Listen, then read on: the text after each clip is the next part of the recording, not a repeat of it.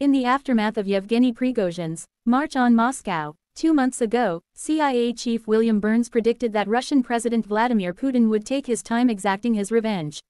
What we are seeing is a very complicated dance, Burns suggested at the Aspen Security Forum in July. Putin is the ultimate apostle of payback. And while details of exactly what occurred remain murky in the immediate aftermath of the mercenary boss's reported death in a plane crash, what is clear is that Wagner, the mercenary organization that Prigozhin built, has essentially been first quartered and then dramatically decapitated. With Wagner's prominent role in Russia's military operations in Ukraine already heavily curtailed in the aftermath of his march on Moscow, which embarrassed Putin and the Kremlin, it had seemed, if only for a moment, that Prigozhin was trying to claw back some of the influence he had acquired through his operation in Africa at the Kremlin's behest. Prigozhin had put out a statement backing the coup in Niger, seen by some analysts as a reminder of how Wagner had once served the Kremlin's ends. This week he had posted a video from somewhere in Africa, in his trademark combats, suggesting that, perhaps, he had found a new role, and that his actions had been forgiven.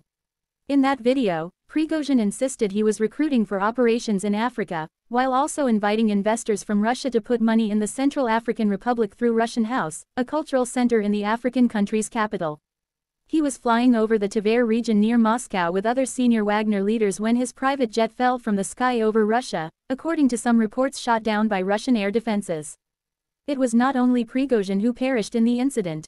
With him on the flight was Dmitry Yutkin, one of his closest allies, another key figure in Wagner.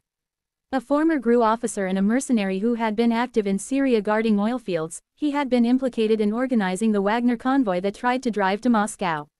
Reports from Russian social media channels associated with Wagner suggest other members of Wagner's leadership may also have been on the flight. What is clear is that Wagner, as it was once constituted, is no more. According to recent reports, hundreds of Wagner fighters who had been exiled to bases in Belarus had begun to leave that country, some dissatisfied with the lower levels of pay in that country, others relocating to work in West Africa. The force there reduced in numbers from over 5,000 by around a quarter. In Russia itself, Wagner's operations had been on something of a hiatus during the past 2 months as it appeared Prigozhin and his allies looked for a new role in the shadow of Putin's displeasure. And with Wagner out of Ukraine after deploying its fighters as cannon fodder in the battle for Bakhmut, perhaps the biggest question is whether it can continue in any viable form in the African states where it has been active. Although names had been mentioned speculatively as possible replacements for Prigozhin who would meet with Kremlin approval, whether any of them will be capable of filling his shoes is far from certain. Much of Wagner's African empire, combining disinformation operations, murky commercial interests and mercenary work, relied on the unscrupulous connections that Prigozhin and his close associates had forged over the years. There were suggestions, for example, that Wagner came to the aid of the military junta in Mali, a move that contributed to France's decision to end an almost decade-long military operation there.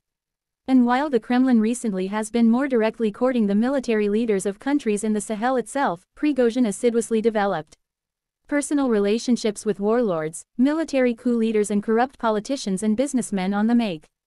As former Air Vice Marshal Sean Bell, now a military analyst, suggested presciently to Sky News in June in the aftermath of Wagner's march on Moscow, without Prigozhin, Wagner is nothing.